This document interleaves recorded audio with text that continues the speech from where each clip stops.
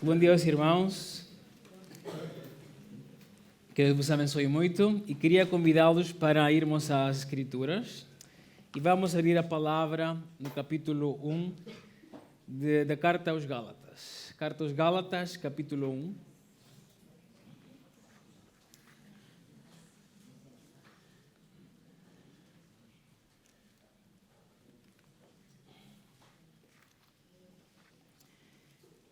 E vamos ler do versículo 11 ao versículo 24.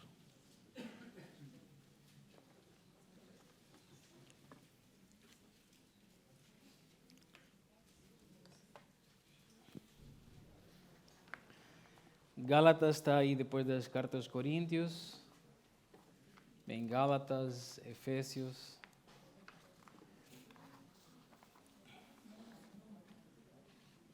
Gálatas capítulo 1, do versículo 11 ao versículo 24.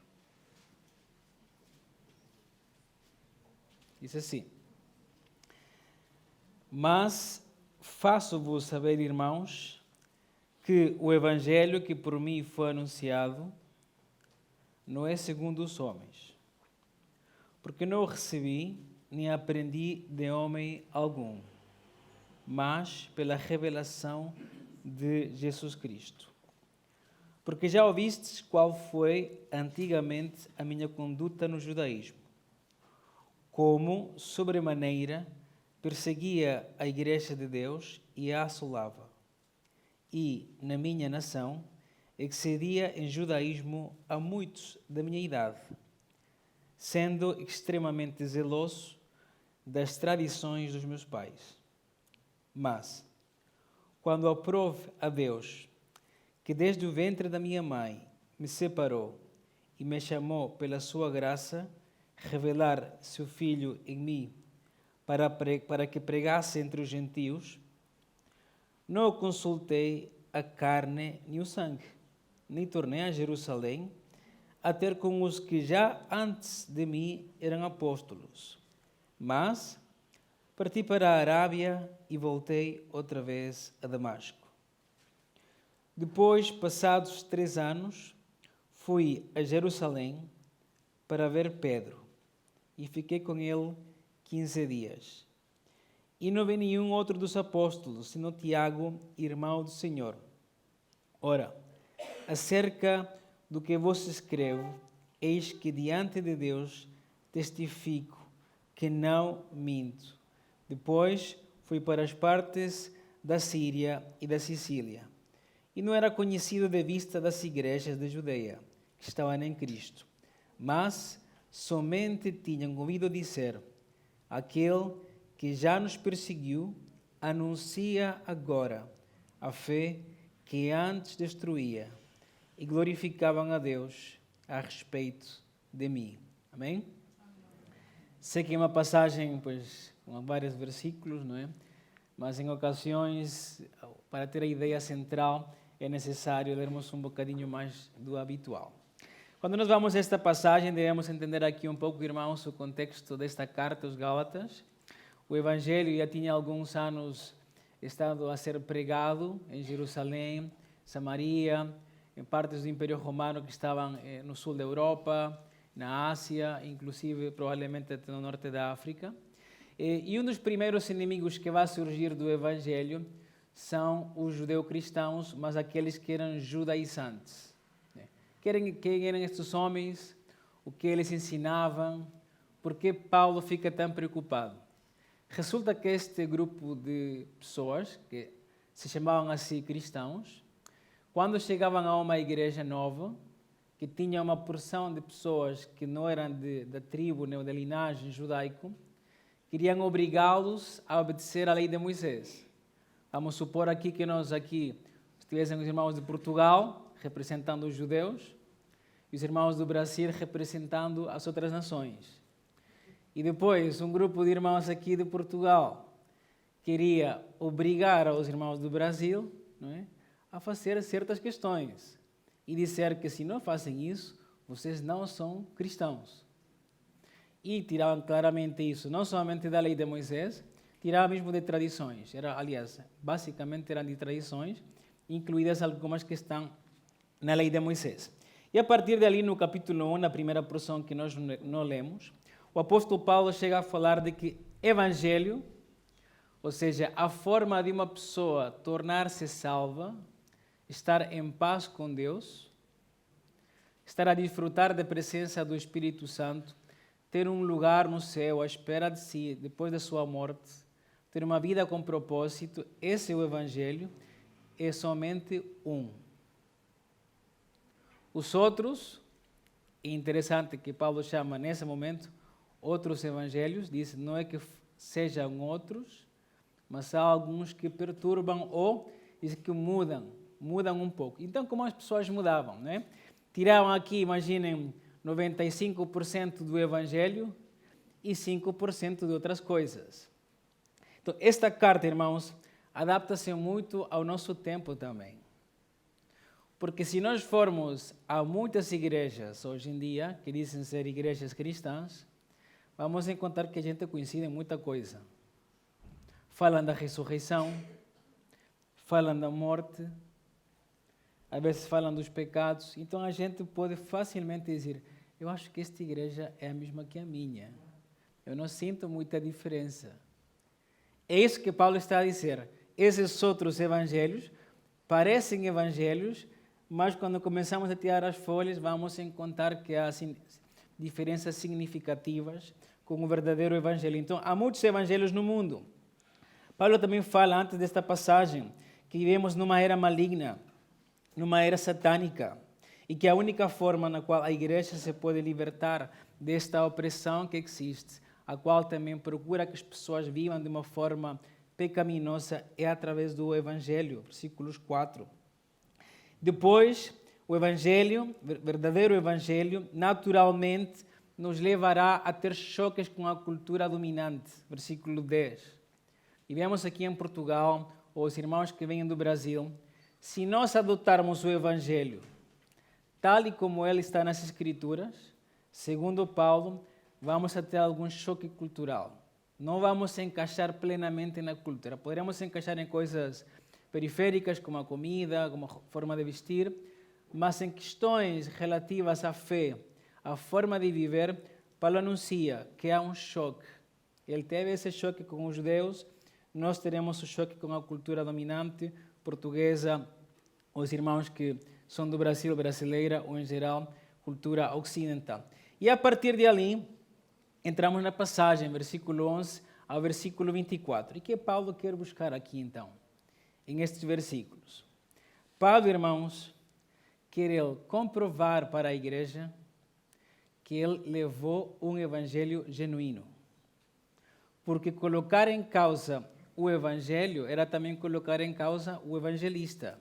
Então, qual será o evangelho verdadeiro? O do apóstolo Paulo ou daqueles irmãos na igreja que queriam mudar as coisas? Então, é a partir de ali que Paulo começa, entre os versículos 11 a 24, a falar de si próprio e torna aquela passagem assim um pouco histórica, nos mostra um pouco como foi a sua conversão. Versículos 11 e 12 nos dá um princípio importantíssimo acerca do evangelho de Paulo. Diz: eu não recebi o evangelho de homem algum. Não foi produzido por uma pessoa, ou alguém inventou o evangelho, ou foi Paulo ele sozinho na Bíblia. Diz: acho que o evangelho é exatamente isto. Diz: mas, versículo 12, pela revelação de Jesus Cristo. Então, nós acreditamos que o evangelho de Paulo não é que ele inventou esse evangelho. Nós acreditamos que o evangelho de Paulo foi uma revelação divina. E a partir de ali ele começa também a falar um pouco da sua vida antiga.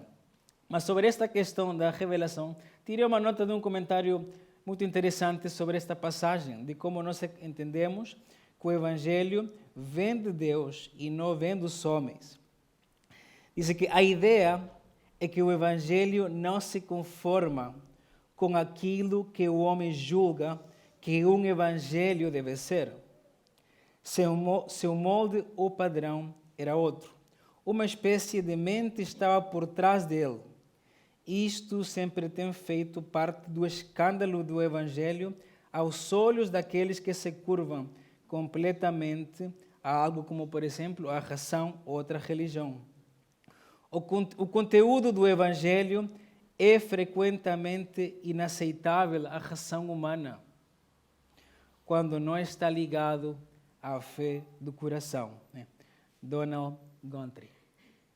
Se os homens tivessem inventado o Evangelho, irmãos, toda a gente seria cristã, porque estaria feito para nós, de acordo com nossas limitações, de acordo com os nossos gostos, não é? Como um restaurante de buffet. Cada quem escolhe o que quer.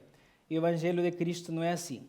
A partir dali, Paulo fala do versículo 13 e versículo 14 sobre ele próprio. Por que ele fala sobre ele próprio? Ele fala que ele era um judeu zeloso, muito mais do que pessoas da sua idade.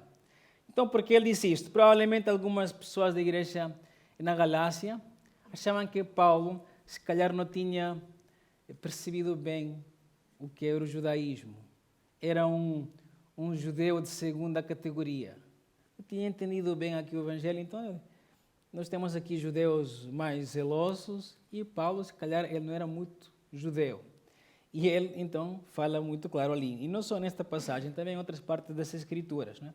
Excedia, diz, em muito a outros da minha idade, sendo extremamente zeloso das tradições de meus pais. Então, eu era um verdadeiro judeu. Se acham que aquelas pessoas eram judeus, eu ainda mais.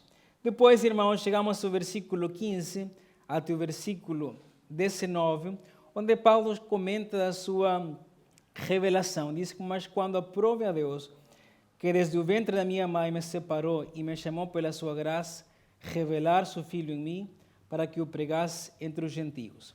Ele não fala aqui muito deste episódio em termos históricos, mas quando vamos às Escrituras, entendemos que Paulo estava a perseguir cristãos, queria ir a Damasco a fazer a mesma coisa, e Cristo lhe aparece.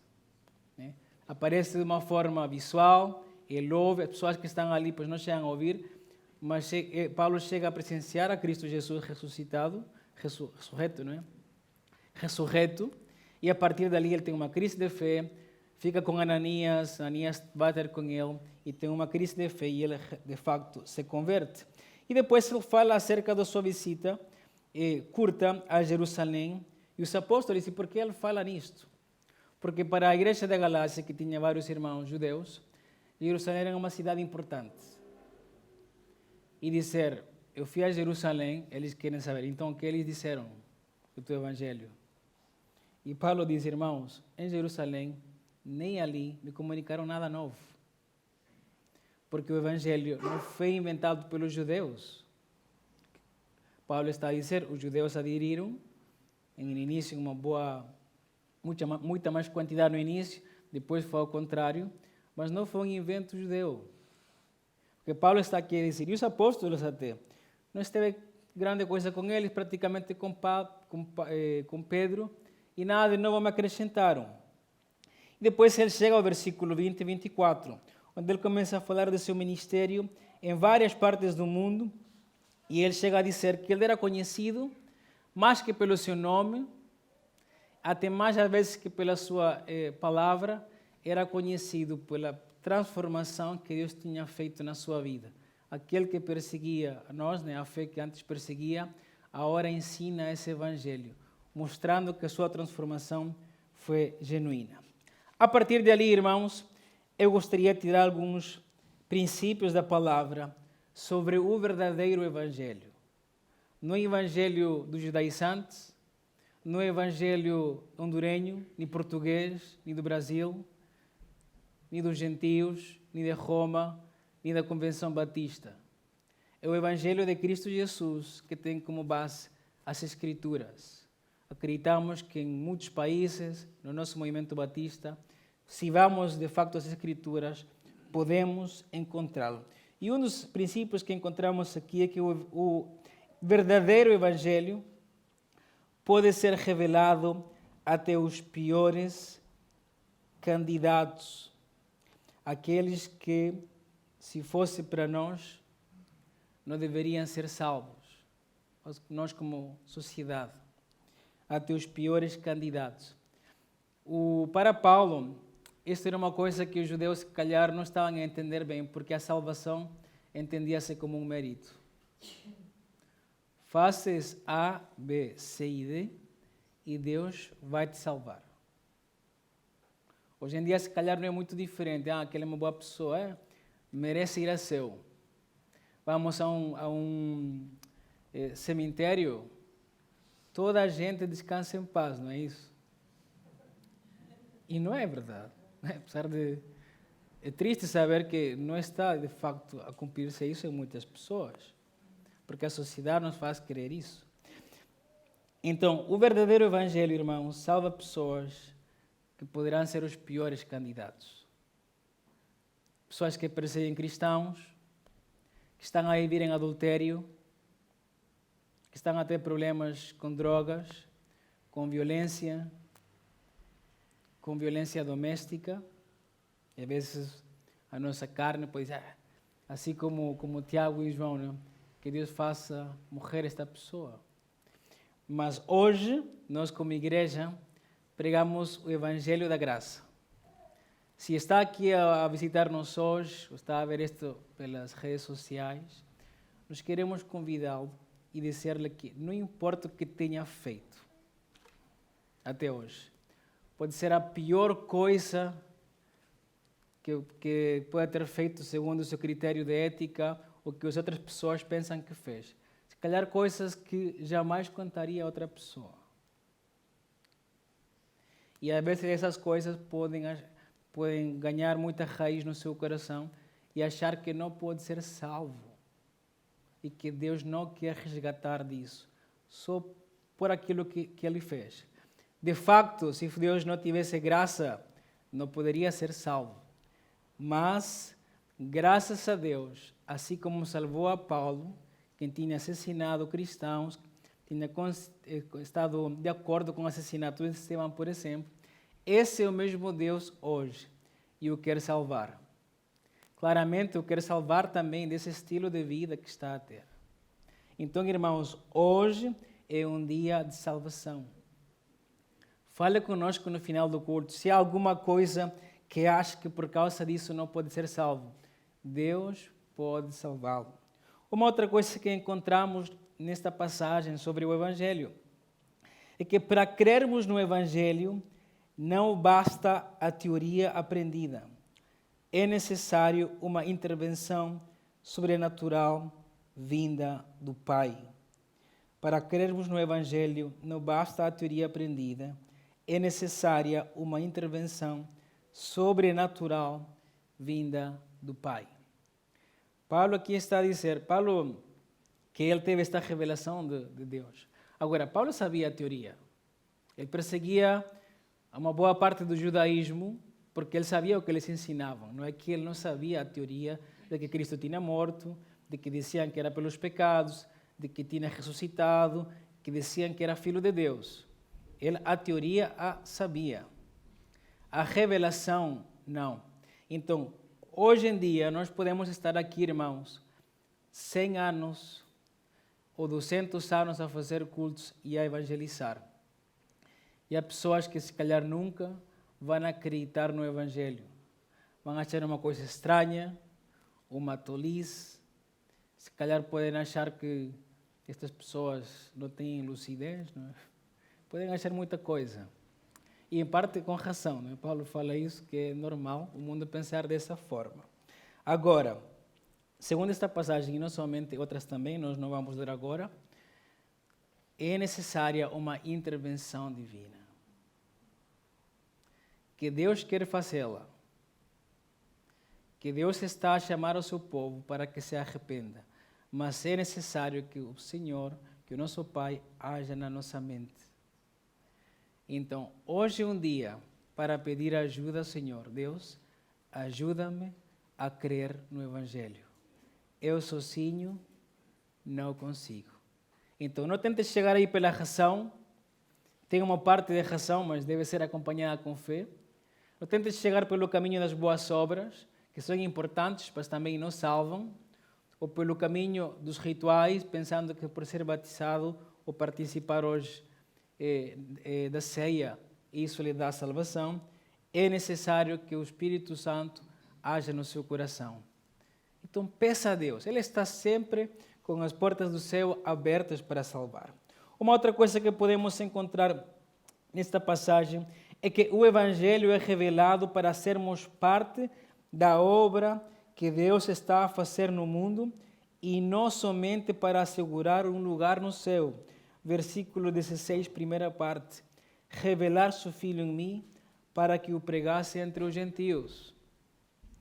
Às vezes podemos achar que o Evangelho simplesmente chega à nossa vida para garantirmos-nos, né, um lugar no céu. Eu vou acreditar porque o dia que eu morra, eu vou estar com Cristo Jesus. Essa é uma verdade, mas é uma verdade incompleta. Deus nos resgata, irmãos, para sermos parte da sua obra neste mundo caído. Pode ser uma obra na sua família, pode ser no ministério da igreja, numa para eclesiástica, no seu trabalho, com os seus vizinhos, com os seus filhos. Formas de ser parte da obra do reino há muitas. Deus dá dons e talentos a cada um de nós para que nos encaixemos nessa obra. Mas Deus, irmãos, não quer pessoas passivas. O Evangelho não gera pessoas passivas. Podem ser ativas em muitas formas. Podem ser ativas em oração. Mas é necessário pessoas ativas. Deus nos salvou para, antes de morrermos, fazermos coisas neste mundo. E um último princípio também que nós podemos encontrar nesta passagem é que o Evangelho é uma verdade que transforma o coração das pessoas e não necessariamente suas condições de vida, maneiras, nível de educação ou classe social. A questão de ser uma pessoa bem aceita na sociedade judaica era uma questão muito forte, né? Se um judeu era muito celoso, ele tornava-se bem aceite e também podia tornar-se uma pessoa com muito dinheiro, não é? Até hoje é conhecido esse até mito muitas vezes, não é? Do bem-estar do povo judeu em todo o mundo, nem sempre é assim. Mas, infelizmente, os falsos evangelhos falam em outro tipo de mudanças, de nível de classe social, de saúde e outras questões por aí fora. E Paulo, quando fala da sua conversão, o que as pessoas notaram em Paulo foi uma coisa só, que ele tinha transformado radicalmente de ser um perseguidor da igreja, agora a ser um cristão comprometido. Essa era a apresentação e a carta do apóstolo Paulo. Provavelmente a sua economia estava pior, ele próprio diz, né, que teve momentos de crise financeira, se calhar estava melhor, a sua saúde parece que foi piorando, porque a partir da terceira viagem missionária, Lucas, que escreve o livro de Atos, tem que acompanhá-lo. Isto é uma interpretação entre linhas, tudo indica que Lucas estava a cuidar da sua saúde, né, e também a fazer trabalho missionário. Então, o Evangelho, irmãos, procura transformação de vida. E aqui é que cada um de nós se deve perguntar, como eu era antes e como sou agora? Alguma coisa na minha vida está a ser transformada? Minha vida de oração, minha vida de serviço, os meus pensamentos, a minha falta de paciência, a minha falta de fé, as questões éticas, o meu compromisso com a obra do Senhor.